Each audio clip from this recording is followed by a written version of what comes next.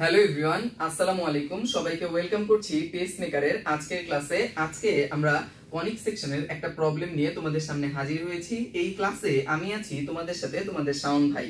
আজকে যে প্রবলেমটা নিয়ে আসছি এটা কার ইকুয়েশন? জোড়া সরলরেখা, পরাবৃত্ত, উপবৃত্ত, অধিবৃত্ত কার? আসলে এটা সবার ইকুয়েশন। ভাইয়া কখন বুঝবো কোনটা? লক্ষ্য করো, আমি যদি বলি কেস 1 বলতে বোঝার চেষ্টা করো কেস 01। যদি ডেলের মান বের করো, হ্যাঁ ডেলের মান কি তোমরা হয়তোবা অনেক আগে জানি কিনা জানো না, যে হচ্ছে একটা স্ট্যান্ড ফ্যান ছিল। স্ট্যান্ড ফ্যান হচ্ছে পাকিস্তানি স্ট্যান্ড ফ্যান, যার নাম ছিল জিএফসি। কি ফ্যান? জিএফসি ফ্যান ছিল। সো তুমি কি করলা, এদিকে একটা জিএফসি ফ্যান চালু করে দিলা, এদিক দিয়ে একটা জিএফসি ফ্যান চালু করে দিলা। তারপর শুভ ভাইকে মাঝখানে রেখে তুমি জিজ্ঞেস করলা, ভাই কেমন লাগে? শুভ ভাই বলবে আহ কি বাতাস। শুভ ভাই কি বলবে? আহ কি বাতাস। এটা আসলে মুখস্থ করতে হয়, বাট আমি একটা ট্রিক্স দিয়ে তোমাদের বুঝাই দিলাম। সো এটার মান যদি 0 হয়, সেটা চোখ বন্ধ করে ভাই, চোখ বন্ধ করে কি হবে? জোড়া সরল রেখা হবে। কি হবে রে ভাই? জোড়া সরল রেখা হবে। ক্লিয়ার? জোড়া সরল রেখা হবে। ভাই ডেলের মান যদি 0 না হয় সেই ক্ষেত্রে কি হবে? লক্ষ্য করো। তাহলে আসি কেস 2 তে। কেস 2, যদি জোড়া সরল রেখা না হয় সেই ক্ষেত্রে কি হবে? 1 নাম্বার কেস, যদি এমন দেখো যে a এবং b এই দুটো সমান, মানে কি x স্কয়ার এবং y স্কয়ারের সহগ যদি সমান হয় এবং h এর মান যদি 0 হয়, ভাই h এর মান 0 হওয়া মানে কি? মানে x y সংবলিত যদি কোনো পদ বিদ্যমান না থাকে, সেটা চোখ বন্ধ করে হবে রে ভাই কি? বৃত্ত। কি হবে রে ভাই? বৃত্ত। 2 নাম্বার, যদি তুমি এরকম পাও যে ab সমান সমান a স্কয়ার, মানে x স্কয়ার এবং y স্কয়ারের সহগের গুণফল যদি a স্কয়ারের সমান হয়, সেটা চোখ বন্ধ করে কি হবে? পরাবৃত্ত হবে। কি হবে রে ভাই? পরাবৃত্ত। ক্লিয়ার? আর যদি তুমি কখনো পাও এরকম যে ab এর মান বড়, a স্কয়ারের মান ছোট, সেই ক্ষেত্রে সেটা হবে কি? উপবৃত্ত বা ইলিপস। উপবৃত্ত বা কি? ইলিপস। এবং 4 নাম্বার বলবো, যদি a স্কয়ারের মান বড় হয়, যদি কি a স্কয়ারের মান বড় হয়, সেটা হবে কি? অধিবৃত্ত বা হাইপারবোলা। ক্লিয়ার? ভাইয়া প্রবলেম কিভাবে আসে লক্ষ্য করো ভাই। বলছে একটা সমীকরণ দেয়া, বলছে এত সমীকরণের জ্যামিতিক রূপ নিচের কোনটি? সো যেহেতু জোড়া সরল রেখার অপশন আছে, কিসের? জোড়া সরল রেখার অপশন আছে, তাহলে ফার্স্টে আমাকে আগে এই ইকুয়েশনটাকে তুলনা করতে হবে। ভাই কি করতে হবে? তুলনা করতে হবে। কার সাথে তুলনা করতে হবে রে ভাই? ওই যে ইকুয়েশনটা লিখছিলাম আমরা, সেটার সাথে তুলনা করতে হবে। ক্লিয়ার?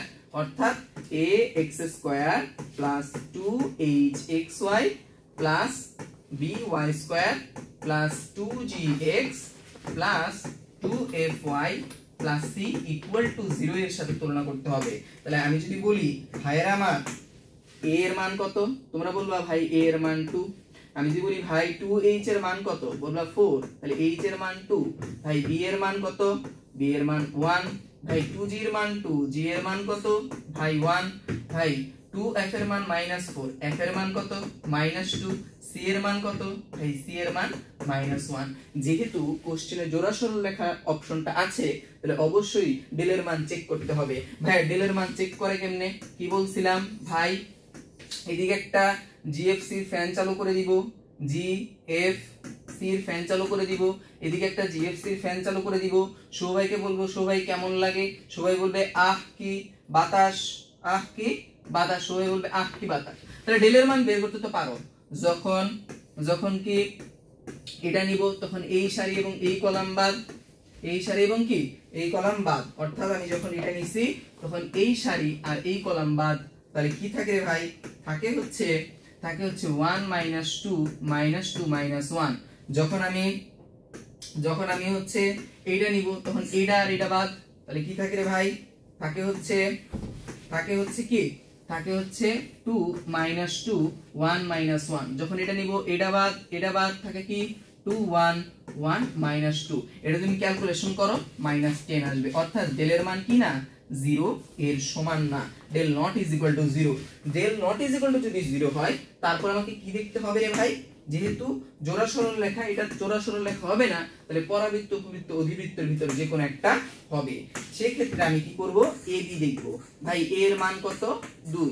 ভাইয়া b এর মান কত? 1। এদের গুণফল কত? 2।